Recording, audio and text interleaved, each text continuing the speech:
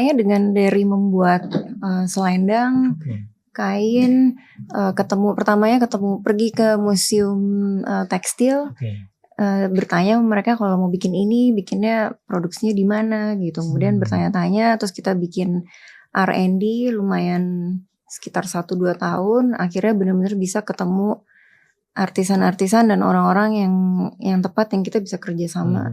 Kita dari awal desain kita udah pikirin nanti pada saat dia tidak dipakai lagi, apakah dia akan menjadi sampah abadi atau masih bisa diputar lagi gitu. Jadi circularity, circular fashion, circular economy itu semuanya tuh kayak masa depan kita ya gitu.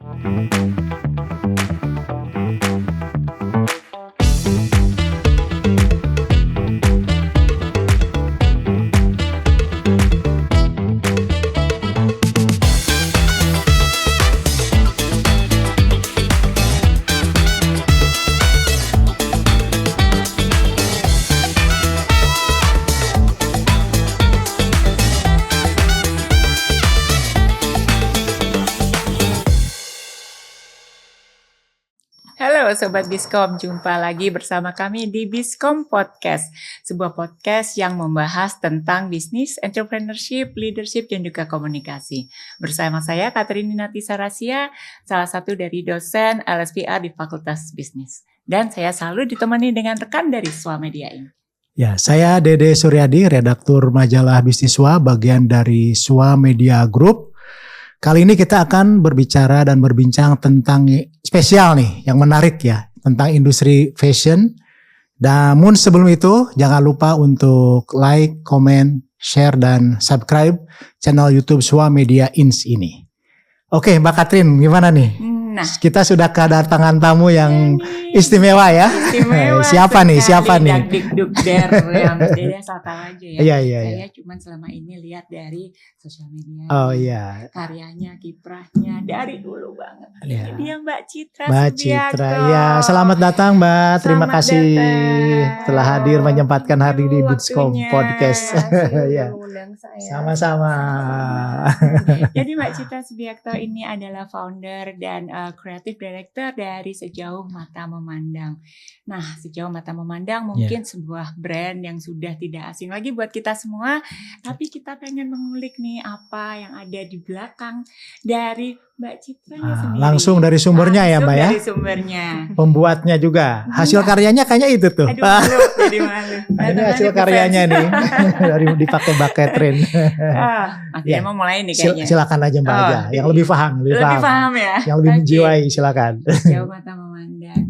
Sudah berapa lama ini melangkah? Kemudian awal mulanya tuh keidean ini apa Mbak Citra? Tahun ini kita bersyukur sekali kita sudah mencapai 10 tahun. 10 tahun.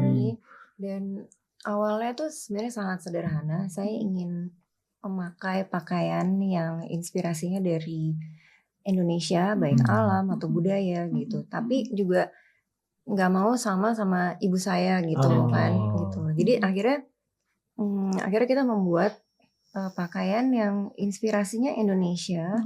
Karena menurut saya kayak itu paling relevan ya. Kita kan hidupnya di iklim yang tropis panas. Terus sekarang kan kita udah pada fase yang bumi mendidih ya. Jadi makin panas gitu. Nah, jadi sebenarnya pakaian-pakaian Indonesia itu dari dulu udah sangat relevan. Jadi misalnya kebaya kan dipakai di Sumatera, di Sulawesi, di Jawa. Terus itu semuanya tangan panjang. Kenapa? Karena kalau mereka kerja di ladang itu kan melindungi dari matahari gitu. Dan rasanya makin kesini makin sesuai ya gitu. Karena kan makin kepanasan kan.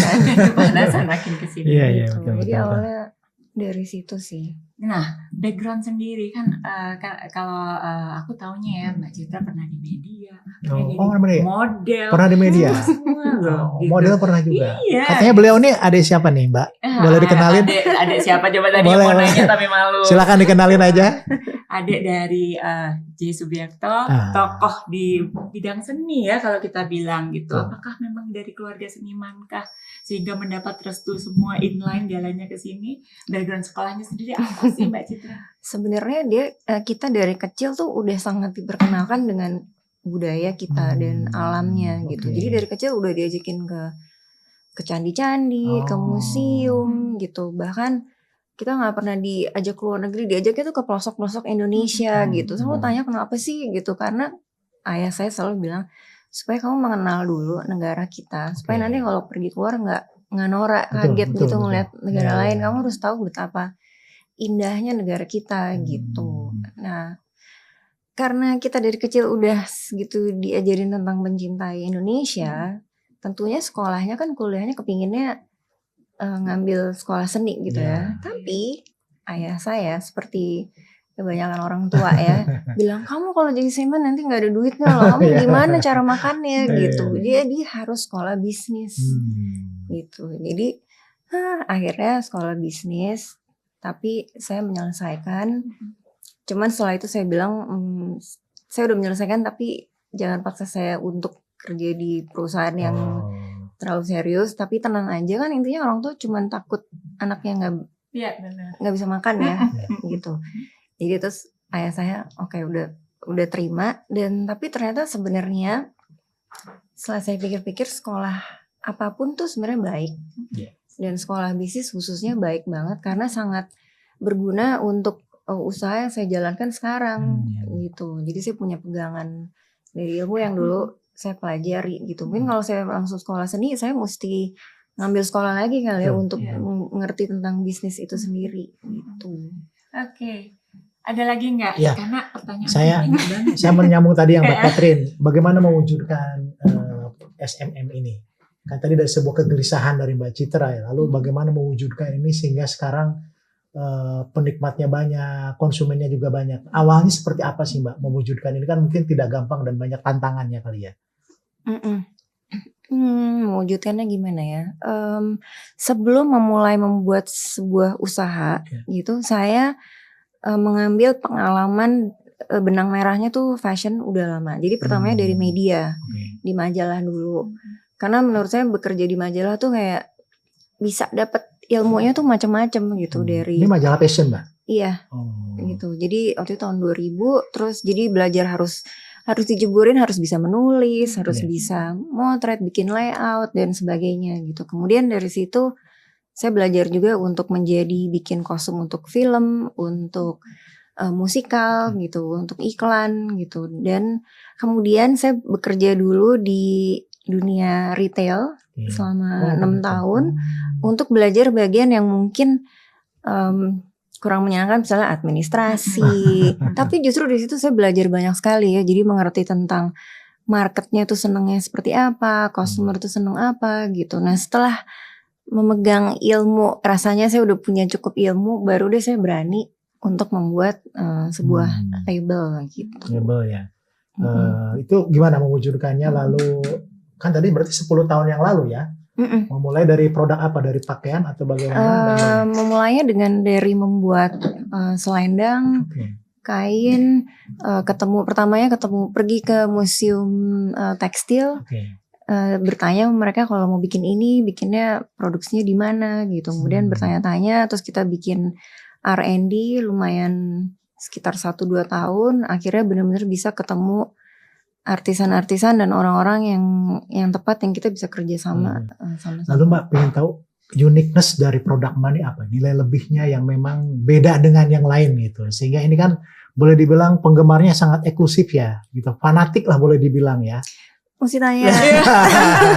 Tapi mungkin ketika bikin positioningnya gitu kan, untuk pembuat produk pasti punya positioning sendiri. Ini arahnya gimana, apa nilai lebihnya dari produk yang ingin dibuat, value-nya apa gitu Mbak.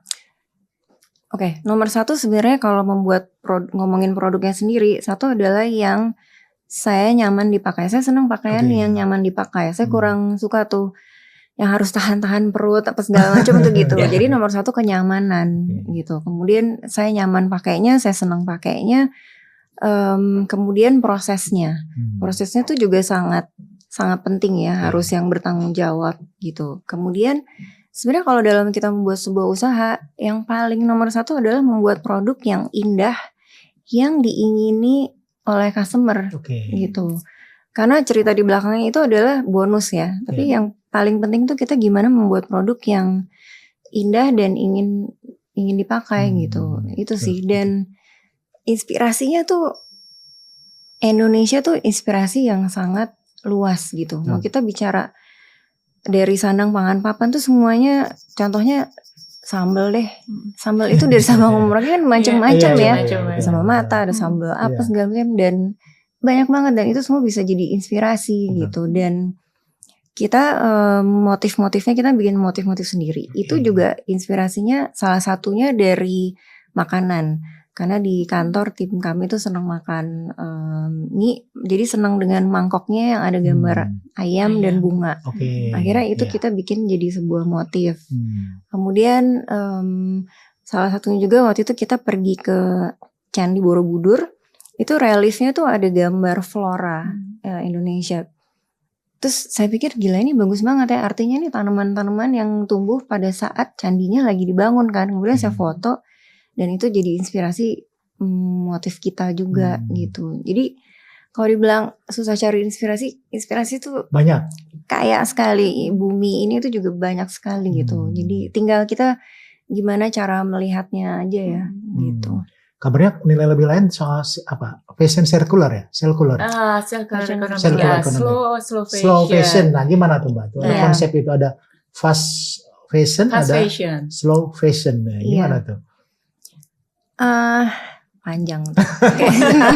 Mungkin saya ngomong circular dulu ya gitu. Jadi sebenarnya biasanya sebuah bisnis dalam membuat produk itu biasanya linear, garis lurus. Jadi mereka desain, produksi, pakai, buang. Jadi itu garis lurus. Selesai ya. Selesai. Nah, dalam circular design itu kita dari awal desain kita udah pikirin nanti pada saat dia tidak dipakai lagi, apakah dia akan menjadi sampah abadi atau masih bisa diputar lagi gitu. Jadi circularity, circular fashion, circular economy itu semuanya tuh kayak masa depan kita ya gitu. Karena kita kan udah ngerasain sendiri polusi di mana-mana. Fashion juga salah satu penyumbang polusi terbesar di dunia gitu. Jadi kita apapun usahanya kita harus sadar dan paham dampaknya, dampak buruknya, dampak baiknya terhadap pekerjanya, terhadap bumi rumah kita tinggal ini juga gitu. Artinya salah satu bahannya adalah mendaur ulang pakaian-pakaian yang sudah tidak dipakai atau gimana? Jelas detailnya seperti apa?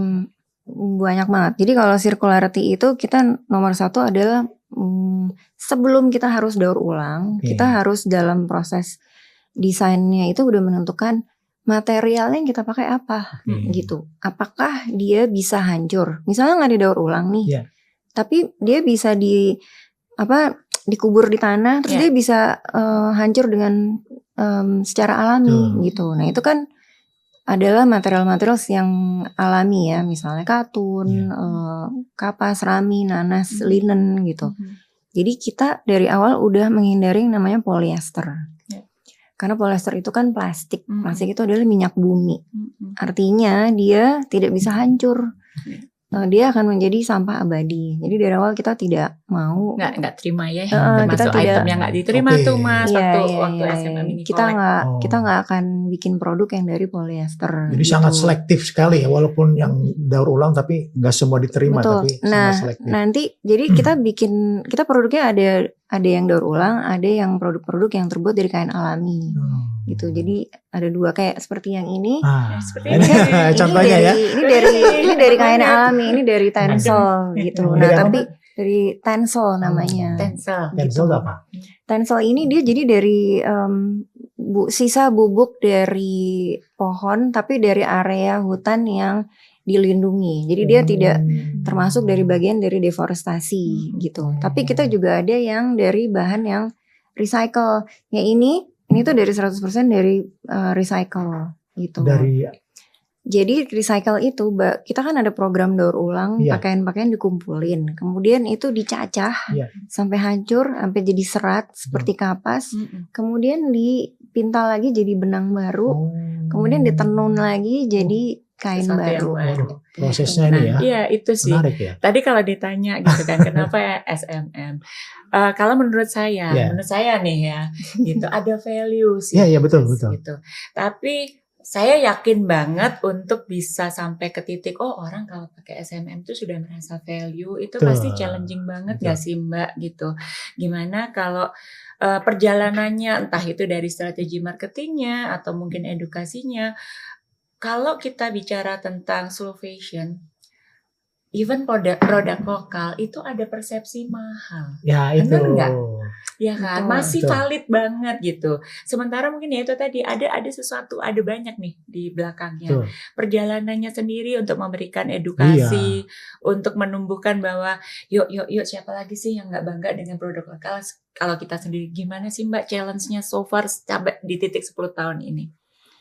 Sebenarnya yang paling penting adalah creating meaningful impact gitu. Oke, Jadi oke. membuat dampak yang bermakna ya gitu. Jadi dan itu kita lakukan dengan melalui tentunya sosial media, dengan aksi-aksi nyata seperti kemudian juga pameran.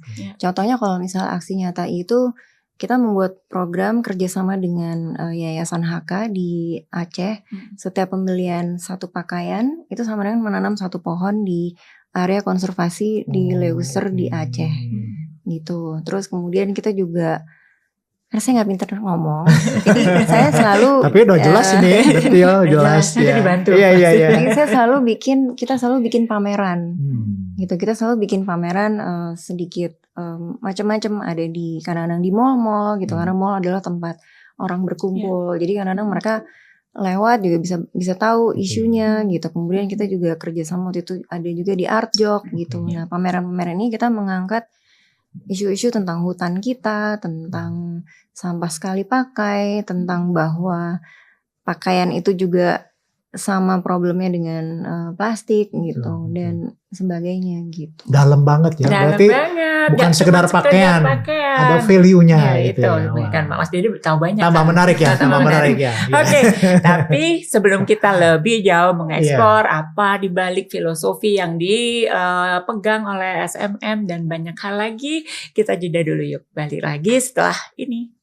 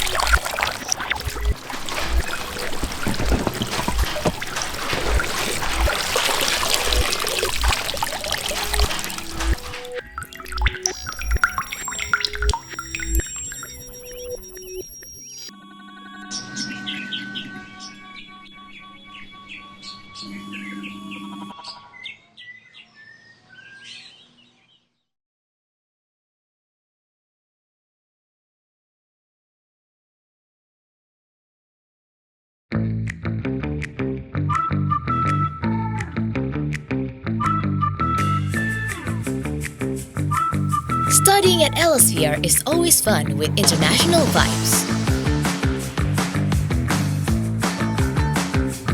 Studying at Elsevier is always creative.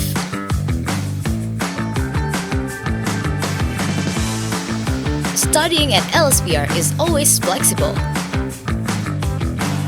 Studying at Elsevier is always effective and also one step ahead.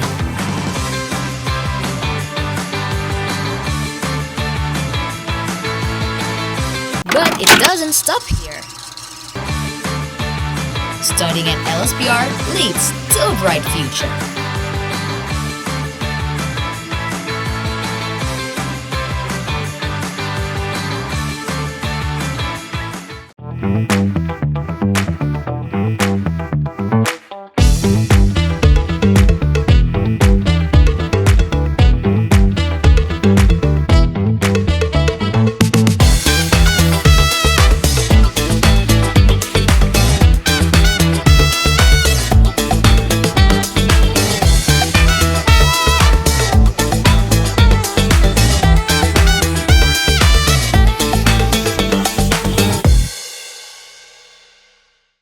Halo, kembali lagi bersama Biskom Podcast dan hari ini kita bersama Sejauh Mata Memandang dan Mbak Citra Subiakto. Iya. Lanjut ya. Oke, lanjut ya. Menambah yang tadi yang sudah menarik ya. Lanjut dikerubutin ya. Kalau kita ngobrolin tentang sustainable fashion, slow fashion versus fast fashion, itu menjadi suatu hal yang menarik gitu. Kebetulan saya mengajar di Fakultas Bisnis nih, Mbak, gitu kan. Setiap mereka luarannya di semester ke-6 mereka harus bikin suatu karya, bisa berupa F&B produk, beauty, terus kemudian fashion gitu. Banyak sekali dari mereka yang memang sangat tertarik dengan fashion berkonsep sustainability gitu. Yang menjadi acuan ya mereka SMM gitu, siapa lagi gitu. Nah, tapi mereka juga sadar, kembali lagi kayak pertanyaan semula gitu, untuk menghasilkan suatu karya ternyata ya memang mungkin karena kalau nggak bisa kita bandingin dengan brand-brand fast fashion yang memang produksinya massal. Kita juga nggak tahu story behind the production gitu. Mereka kadang-kadang ngeluh, nggak pede gitu. Segini mahal nggak sih, Miss gitu? Dibandingin selalu mereka compare-nya dengan merek. Ya kita tahu lah ya gitu. Gimana sih caranya supaya satu gitu, either itu konsumen sendiri mulai untuk paham gitu, dan juga kepada para calon-calon entrepreneur yang memang passionnya udah setinggi gini, tapi mereka kayak nggak pede bahwa ini brand baru, ini brand lokal harus compete dengan brand lain yang relatively lebih murah itu tadi. Gimana tuh Mbak? Ada advice nggak buat anak-anakku tersayang nih? Termasuk strateginya juga berarti bisa diterima pasar gitu ya? Iya, sebenarnya kan sekarang banyak campaign bahwa customernya, konsumennya tuh harus sadar ya. Tapi sebenarnya menurut saya tuh nggak adil buat kita sebagai konsumen. Harusnya pemain-pemain besar ini, para pebisnis itu mereka justru harus memikirkan produk mereka yang dihasilkan gitu. Jadi sebenarnya sesuatu produk yang diciptakan kalau tidak bisa tidak repairable, tidak bisa di recycle, reuse atau rewear, itu artinya bendanya nggak baik dong gitu. Jadi harusnya tuh nggak boleh diciptakan gitu. Tapi kan balik lagi pemain-pemain besar ini selalu memikirkan cuan yang sangat besar tanpa memikirkan efek-efeknya kepada manusia yang memakai. Contohnya nih ya, kalau kita balik lagi ke polyester ya. Polyester itu terbuat dari minyak bumi. Itu sama aja, kita kan gak mau ya nempelin minyak bumi di kulit kita gitu. Sementara baju polyester itu kalau dipakai, itu dia pelan-pelan mikroplastik akan masuk ke pori-pori kita lewat keringat gitu. Dan itu akan menyebabkan penyakit-penyakit yang macam-macam kan, jangka panjang ya, ada kanker, ada penurunan imunitas tubuh gitu. Cuman kan pinternya si pemain-pemain besar ini kan sakitnya nggak langsung besok pakai, sakitnya mungkin 20 tahun lagi. Jadi udah nggak bisa di track gitu kan gitu. Jadi dan itu mereka membuat produk-produk dengan nilai harga yang sangat kita maksudnya sangat affordable ya, sangat terjangkau karena dia tidak melalui proses yang baik.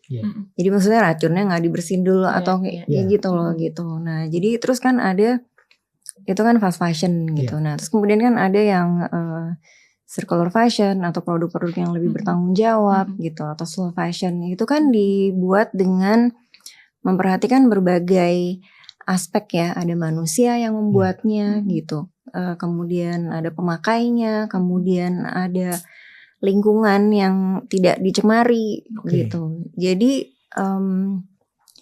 harga murah sebuah pakaian misalnya dia cuma 50.000, tapi ada harga yang sangat mahal yang kita bayar di masa depan karena hal itu gitu. Jadi sekarang bagus sekali gitu, banyak sekali yang anak-anak muda yang punya passionnya untuk bikin produk yang lebih bertanggung jawab gitu. Saya nggak pakai kata sustainable gitu karena menurut saya nggak ada produk di dunia ini yang bisa benar-benar 100% sustainable ya gitu. Karena kalau fashion sih mungkin ya sustainable kita nggak pakai baju ya.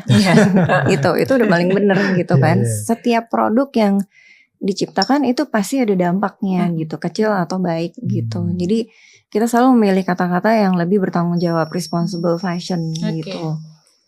Semakin banyak lulusan yang bikin produk yang lebih responsible itu bagus sekali gitu, daripada mereka bikin produk yang fast fashion. Karena akses untuk bikin produk fast fashion itu lebih gampang. Maksudnya nyari bahannya, pabriknya gampang, nyari bahannya gampang gitu, sangat mudah gitu. Tapi dan sebenarnya kalau bikin produk fast fashion lokal itu kan artinya dia bersaing dengan produk fast fashion dunia yang sangat bagus ya, sangat bagus dan sangat masif gitu. Maksudnya pembuatannya segala macam gitu. Sementara jadi dengan banyaknya yang mau bikin, nah kemarin nih kita membuat beberapa bulan yang lalu kita membuka namanya Studio Sejauh. Studio Sejauh itu jadi kita kalau di websitenya bisa dilihat kita membuat transparansi dengan siapa aja kita bekerja sama, bermitra dari hulu ke hilir gitu. Karena kan rata-rata pada nanya gitu, iya kak kita pengen bikin cuman kita nggak tahu mesti pergi kemana, mesti ketemu, mesti beli pewarnanya di mana, mesti cari kainnya di mana gitu. Nah ini kita membuka Studio Sejauh dengan segala informasi yang ada supaya lebih banyak lagi pemain-pemain baru yang muda-muda untuk bikin produk yang lebih bertanggung jawab gitu. Mungkin mereka nggak bisa langsung 100% ya, tapi kan bisa dimulai dari packagingnya, dari labelnya, dari kemudian nanti mungkin dari bajunya gitu. Jadi di Studio Sejauh ini kita benar-benar kasih tahu kita mitranya siapa aja sih gitu. Mereka bisa langsung dari kita di situ ditulis ada pewarna buatan yang bersertifikat, artinya dia tidak beracun. Kemudian juga ada pewarna alam juga. Kemudian ada penenunnya siapa sih atau pembuat batiknya siapa gitu. Dan itu bisa diakses langsung ke emailnya mereka gitu. Jadi bisa langsung berhubungan dengan mereka atau bisa juga dengan kolaborasi dengan Studio Sejauh gitu. Jadi supaya semakin banyak yang yang punya akses untuk bikin produk-produk yang lebih bertanggung jawab gitu. Artinya kan value ini memang harus diedukasi ya gitu kan. Betul. Artinya kalau orang udah aware, udah tahu value-nya pasti berapapun lah bisa mereka miliki ya gitu kan. Benar. Nah ini penentuan strategi pricingnya gimana sih biar match, biar produk ini memang bisa diterima pasar gitu. Walaupun memang mungkin segmentis ya karena niche market ya. Hanya orang-orang yang memang paham dan dari segmen tertentu gitu. Nah cara penentuannya gimana Mbak antara menentukan value sama strategi pricingnya? Karena kan ini harganya kan boleh dibilang lumayan ya. Iya. Sekitar berapa boleh di ini? Sekitar berapa? Kan? Ada range-nya berapa Mbak mungkin sebelum ke produknya mungkin dari 500 sampai mungkin ada yang 1 juta, 2 juta, ada yang 4 juta gitu. Jadi dari 4 situ. Juta, ya. Iya mungkin kalau yang kain, batik tulis semuanya dibuat dari tangan dengan waktu yang lama ya mungkin sekitar 4 sampai 6 gitu. Nah, tergantung produknya sih. Ya penentuannya gimana Mbak? Artinya antara value sama pricingnya gimana penentuannya sehingga bisa diterima pasar dengan baik gitu. Jadi biasanya kita bikinnya di balance ya. Jadi ada produk yang memang sangat semuanya buatan tangan gitu. Itu kan mau nggak mau nilainya lebih tinggi ya. Tapi terus kita jadi kalau di Sejauh Mata Memandang kita tuh ada apa ya namanya? Ada keseimbangan antara inovasi dan buatan tangan gitu. Jadi contohnya tadi Tencel. Tencel itu kan kainnya udah ada ya. Kita beli. Kita bukan bikin ya. menenun sendiri gitu. Nah, kalau yang Tencel itu tentu harganya juga bisa lebih bersaing gitu. Karena kan kainnya udah jadi nih gitu. Nah, tapi ada juga yang kemarin seperti kita misalnya membuat pakaian dari kita kerjasama dengan petani rami di Wonosobo gitu. Jadi dari seratnya kita sama mereka namanya Rabersa diolah menjadi benang. Kemudian benangnya kita bawa ke ke Pekalongan. Di situ ditenun, ada tenun yang benar-benar ATBM tanpa listrik, tapi juga ada yang tenunnya jacquard pakai listrik gitu. Jadi kalau yang ATBM mungkin harganya lebih tinggi, tapi kalau yang jacquard pakai listrik bisa lebih terjangkau gitu. Artinya setiap produk tuh punya cerita sendiri ya? Iya gitu. Dan itu diedukasi atau dipromosikan sehingga orang jadi paham gitu ya. Dan makanya nilainya jadi lumayan tinggi ya. Jadi customer juga punya beberapa pilihan gitu. Dia mau yang udah jadi kainnya tinggal di motifnya aja, atau dia emang ada yang prosesnya di hulunya mitra-mitra yang kita kerja sama itu semuanya juga ada gitu. Jadi macam-macam gitu. Atau yang recycle tuh kan juga panjang juga ya. Kita dari bersama EcoTouch kita bikin program daur ulang pengumpulan pakaian non polyester, kemudian dikirim ke Bandung untuk diproses jadi benang baru. Benangnya kita kirim ke Pekalongan. Terus ada yang kita tenun denim dengan craft denim menjadi denim, ada yang dengan mugi batik kita jadi dicampur dengan tencel jadi lebih lemes gitu. Jadi pilihannya macam-macam gitu. Itu ide kreatifnya dari mana, Mbak? Apakah ada tim tersendiri sampai hunting ke Wonosobo sampai berapa sih Mbak timnya gitu? sekarang kalau boleh tahu setelah 10 tahun? Timnya workshop di mana workshop? Timnya mungkin Jakarta timnya mungkin 20 gitu. Nah, memang kita tuh tidak membuat kain kita sendiri, tapi kita bermitra dengan macam-macam ini. Kalau misalnya membuat denim tangan, tenun tangan, kita dengan craft denim di Pekalongan gitu. Dan misalnya kita membuat pakaian dari kapas Tuban, kita bermitra dengan Sekar Kaung gitu. Jadi kita bekerja sama gitu, karena sekarang ini isu ini kan bukan isu yang mudah ya. Jadi ini tidak bisa dikerjakan sendiri. Jadi harus sama-sama, harus kolaborasi. Kuncinya adalah kolaborasi gitu. Dengan dikerjakan sama-sama, kita sama-sama belajar gitu. Dan saya kebetulan bersyukur sekali ketemu dengan orang-orang ini. Ada Pak Fatah dari Sibiru, dia pewarna indigo di Temanggung, kemudian ketemu dengan Pak Wibowo Rabersa di Wonosobo, Ibu Kiki di Sekar Kaung di Tuban, kemudian Mas Asfa Craft Denim Pekalongan gitu, Pak Mugi di Pekalongan gitu. Jadi saya ketemu dengan banyak orang yang satu visi saya gitu ya? Banyak belajar gitu. Dan kemudian kita juga lagi sama-sama untuk cari solusi gimana caranya di Indonesia kita bisa mendapatkan yang disebut kemandirian sandang atau kedaulatan sandang. Karena kain-kain di daerah kita itu kita nggak bisa bilang dia tuh 100% buatan Indonesia. Karena apa? Karena benangnya masih import.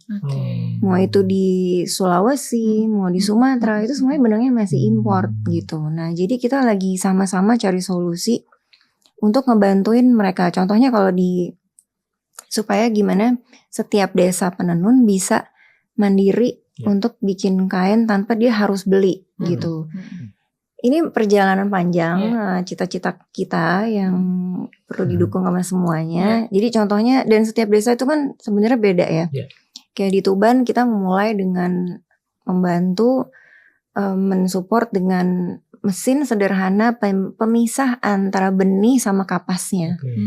Dengan disupport mesin sederhana ini, otomatis mereka kerjanya lebih efisien gitu, dan uangnya juga pendapatannya lebih tinggi. Misalnya mereka misahin itu tuh dari panen misalnya tuh seminggu gitu, itu kan lama ya. Tapi kalau misalnya dengan mesin ini mungkin dalam 1 hari mereka udah bisa lebih banyak gitu. Jadi otomatis kan pendapatannya juga naik. Kemudian mereka nanti pelan-pelan kita juga lagi kerjasama untuk prototype mesin sederhana yang bisa bikin benang yang lebih halus gitu. Karena saya tuh senang benang yang halus karena supaya bajunya kan adem ya.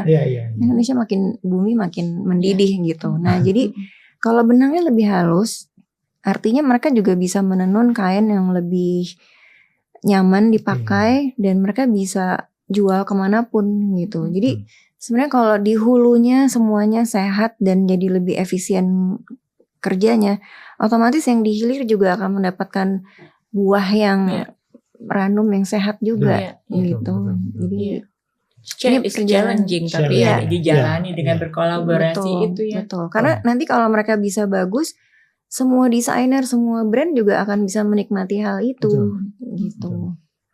Ya. Nah, kalau sampai dengan sekarang ini gitu, mulai banyak maksudnya pemain-pemain yang kurang lebih sama value yang diangkat gitu kan ya. Terus menonjolkan kearifan lokal gitu, bangga akan produk lokal. Gimana Mbak Citra ngelihat fenomena ini gitu? Sebagai bisa dibilang SMM udah duluan nih. Terus kemudian sekarang banyak yang pelaku-pelaku serupa. Menurut saya sih bagus sekali ya, karena di dunia circular fashion atau slow fashion tuh sebenarnya nggak ada saingan gitu. Karena saingan kita sebenarnya nggak banyak Mbak di Indonesia. Enggak, maksudnya di dunia circular fashion dan slow fashion itu sebenarnya tidak ada persaingan, karena sebenarnya saingan kita adalah fast fashion. Iya. Iya. Gimana caranya kita seimbangin fast fashion yang sangat kencang dengan produk-produk yang lebih bertanggung jawab yang dibuat di Indonesia dan membuat orang untuk bangga memakai produk lokal gitu. Dan sebenarnya kan tantangan ya, kadang-kadang orang Indonesia sendiri kalau membeli produk luar tapi harganya tinggi itu nggak apa-apa gitu. Ya. Tapi giliran produk lokal kayak mahal ya gitu, kayak lu beli itu harganya berapa gitu, tapi nggak apa-apa. Tapi kalau produk lokal tuh kayaknya orang tuh kayak mikir ya. otomatis mereka harus lokal, harus murah gitu. Padahal kan sebenarnya nggak begitu ya. Justru kalau kita mensupport yang namanya produk lokal, kita justru memikirkan orang-orang dari hulunya itu, dari petaninya, dari pemintal benangnya, penenunnya gitu, pembatiknya, dan sistem supply yang panjang dan saling melengkapi ini gitu. Jadi intinya gimana kita membalance ya, karena tentunya orang seneng konsumsi itu kan, konsumtif itu kan sifat manusia juga ya gitu. Jadi kita membalance saja antara yang produk luar dan produk lokal gitu, itu saling mendukung. Nah, terkait penerimaan pasar, ada nggak cerita, kan tidak langsung orang bisa menerima, nggak ada cerita sedihnya lah gitu ketika menjajakan pertama kali atau pada saat orang menolak atau bagaimana, mungkin ada kisah yang tidak enaknya terkait tantangan ini Mbak? Karena saya lumayan benang merahnya tuh perjalanannya dulu panjang ya. Udah di media beberapa, mungkin 6 tahun juga, terus di dunia retail gitu. Jadi saya lumayan memiliki teman-teman baik yang semuanya mendukung gitu. Jadi pada saat kita pertama kali launching juga 2014, kita dibantu oleh salah satu majalah, mereka ada event fashion, kita langsung diundang sama mereka gitu. Jadi kemudian sama editor-editor fashion, para fashion stylist gitu, itu semuanya kayak fashion itu kan bukan cuman brand atau desain ya, fashion itu tuh banyak banget. Ada fashion editor, fashion stylist, fotografer, dan semuanya itu merupakan individu-individu yang mendukung sebuah industri fashion itu sendiri gitu. Jadi karena kebetulan saya udah lama di dunia itu, jadi semesta mendukung. Semesta mendukung dengan koneksi yang baik gitu, yang terbina baik. Betul. Yang nggak saling meninggalkan. Benar. Mungkin yang problemnya rada susah tuh misalnya mencari orang-orang di hulu. Kemana ya gitu. Itu tuh membingungkan loh gitu kalau baru gitu. Nah, karena saya merasakan dulu pertamanya kayak bingung. Saya mau cari artisan membatik kemana ya gitu. Saya pergilah ke museum tekstil dan bertanya dan dibantu, diperkenalkan dengan beberapa orang gitu. Tapi karena saya tahu problem-problem ini, makanya akhirnya saya membuat studio sejauh supaya untuk yang muda-muda, kalau mereka mau mulai usaha ini, mereka udah lumayan tahu nih. Oh ternyata kalau mau nenunnya kesini bisa hubunginnya atau ke membatiknya gitu. Banget sih. Jadi masih baik, masih berjalan terus gitu. Kita juga masih berusaha mensupport dan belajar inovasi apalagi sih yang kita bisa cari, bisa belajar supaya industri lokalnya kita makin mantep gitu. Kalau sekali bikin produk berapa item atau berapa unit biasa atau berapa pieces? Sangat terbatas atau gimana? Nah saya tuh lumayan, kalau planningnya baik tuh kita bisa lumayan banyak sih gitu. Jadi apalagi kan kita ada gabungan antara inovasi, kemudian dengan kerjaan tangan juga gitu. Dan kalau Indonesia itu kan kita banyak ada hujan, ada kemarau. Nah itu kita kayak mesti pada saat bikin plan tuh hitung mundurnya lumayan jauh gitu ya. Jadi misalnya paling sempurna sih 1 tahun ya, gitu. Ya kadang-kadang 6 bulan gitu. Tapi kalau 1 tahun, jadi misalnya, wah belum kering nih di ini, jadi kita masih punya waktu. Setahun bikin produknya. Gitu. Iya, perencanaannya dan semuanya gitu. Karena apalagi kalau yang berhubungan dengan panen kan, panen kapas, panen rami, itu kan mesti direncanakannya cukup matang. Yes. Menarik nih. Long journey, challenging juga Challenging gitu. juga Tapi ya. kita bangga Betul, banget kita betul. punya sejauh mata memandang dan nanti akan muncul adik-adiknya gitu kan ya. Thank you so much. Gak berasa Iya, banget gak berasa. ngobrolnya, Iya, rasanya masih banyak banget yang pengen dieksplor. Saya juga terkagum-kagum nih. Iya, Wah, baru tahu kan, juga padahal ya. tadi loh begini aku gak terlalu banyak ngerti. Ternyata dia yang paling banyak nanya. Keren banget. Oke, terakhir minta closing statement dong buat pencinta fashion lah atau apa namanya pelaku-pelaku calon-calon entrepreneur muda yang pengen bergerak di bidang ini. Ke situ. Mungkin kalau menurut saya masa depan kita adalah circular. The future is circular. Jadi benda apapun atau bisnis apapun yang akan kita buat itu sebaiknya memakai dan mempelajari sistem circularity ini gitu. Karena seperti kita lihat sendiri, apapun produk apapun pasti yang dibikin tuh ada dampaknya ya. Dan kita ngelihat salah satu yang paling mudah fashion, sampah pakaian tuh juga semakin banyak gitu ya. Bahkan kita sekarang jumlah pakaian yang ada di dunia ini udah bisa memakaikan pakaian untuk 6 generasi mendatang gitu. Jadi apapun yang kita bikin harus dipikirkan dengan baik, mengambil paham circularity, dan mari kita bersama-sama menjadi bagian dari solusi bukan polusi.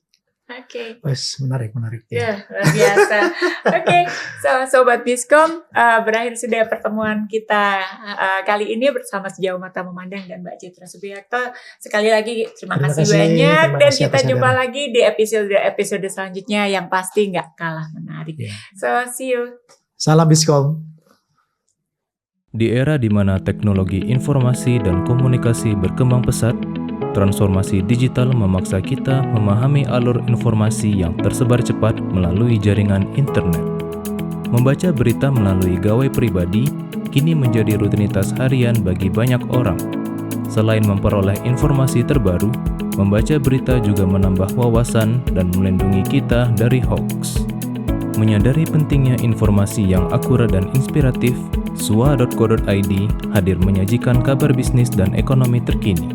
Sua.co.id adalah portal bisnis yang menyediakan berbagai informasi terkait pemasaran bisnis, manajemen, CSR, aksi korporasi, tata kelola perusahaan, profil bisnis pengusaha dan profesional, investasi pribadi, teknologi informasi, wawancara eksklusif dengan CEO, serta data penelitian.